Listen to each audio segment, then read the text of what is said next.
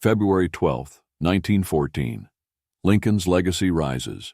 The groundbreaking ceremony for the Lincoln Memorial took place in Washington, D.C. This event marked the start of a monument dedicated to honoring President Abraham Lincoln, the leader who preserved the Union during the Civil War.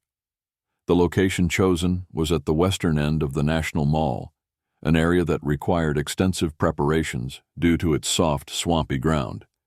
Engineers developed a strong foundation, using 122 concrete piers driven deep into the bedrock to support the massive structure. The design of the memorial was led by architect Henry Bacon, who chose a neoclassical style inspired by the Parthenon in Athens. He intended the structure to symbolize democracy and the ideals Lincoln championed. The memorial features 36 Doric columns representing the states in the Union at the time of Lincoln's assassination in 1865. Above the columns, the names of these states are inscribed. Later, the names of additional states were carved on the terrace as the nation expanded. Materials for the memorial were carefully selected to represent national unity. The exterior is made of Colorado marble, the interior walls and columns are crafted from Indiana limestone, and the statue of Lincoln was carved from Georgia marble. The steps and terrace walls feature granite sourced from Massachusetts.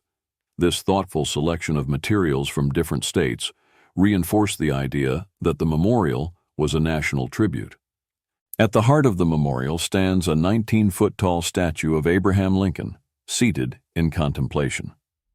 Sculptor Daniel Chester French created the design after extensive study of Lincoln's photographs and life masks. The statue was carved by the Picarilli brothers, a family of renowned Italian-American sculptors based in New York. The statue's expression and posture convey both strength and compassion, reflecting Lincoln's leadership and resolve. The size of the statue was initially planned to be smaller, but in 1918 it was decided to double the dimensions to better suit the grand space of the memorial chamber. The interior of the memorial features two large inscriptions of Lincoln's most famous speeches, the Gettysburg Address and his second inaugural address. These speeches were selected because they encapsulated Lincoln's views on unity, equality, and the moral purpose of the Civil War. Above the statue, an inscription reads, "In this temple, as in the hearts of the people for whom he saved the Union, the memory of Abraham Lincoln is enshrined forever." Construction progressed through World War I, despite labor and material shortages.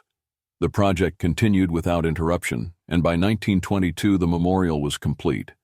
On May 30th, 1922, the dedication ceremony took place, with Chief Justice William Howard Taft presenting the memorial to President Warren G. Harding. Thousands attended the event, including Lincoln's last surviving son, Robert Todd Lincoln.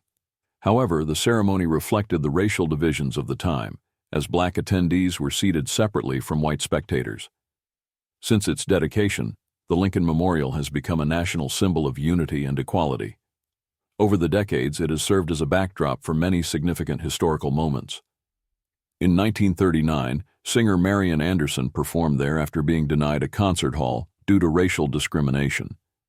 In 1963, Martin Luther King Jr. delivered his iconic "I Have a Dream" speech from its steps during the March on Washington.